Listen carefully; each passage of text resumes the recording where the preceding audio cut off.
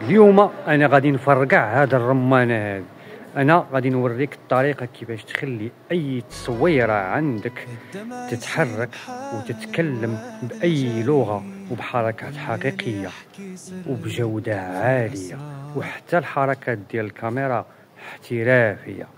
وعرفتي شنو؟ راه هذا وكنز غنعطيكم.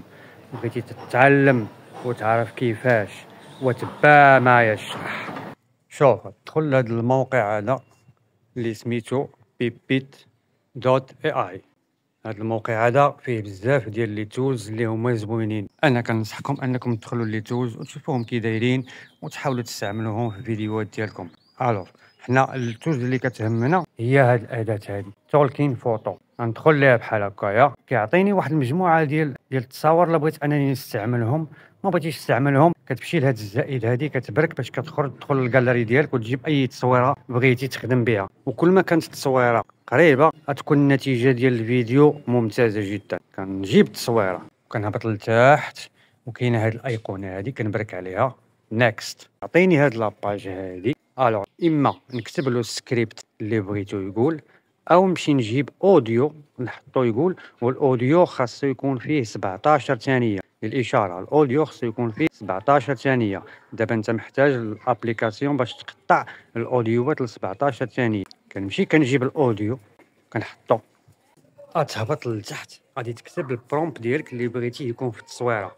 حركات الكاميرا، حركات ديالك انت، التعابير ديالك انت، كيفاش بغيتي تكون، كيفاش بغيتيه يكون الوجه ديالك، حركات اليدين وما الى ذلك من البرومبات وما ذلك من الحركات اللي بغيتي واللي حبيتي. هبط اكسبلور كيعطيك هاد اللعيبه هادي. الوغ كنختار له ويزاوت ويتر ماركت.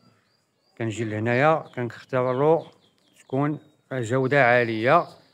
هنا لتحت راه عندك حتى لجوده التوكا، راه هنا يعطيك جوده عاليه جدا. اختار الجوده اللي بغيت، اكسبلور وتسنى. الدمع يسيل بحال الواد الجري والليل يحكي سري في الموقع هذا راه كنز، راه يمكن لك تصنع منه محتوى انك تدخل منه فلوس الا كنتي مريقل وخدمتي هاد الدميغ هذا. والله المستعان على امره، والله يوفق الجميع. احبكم.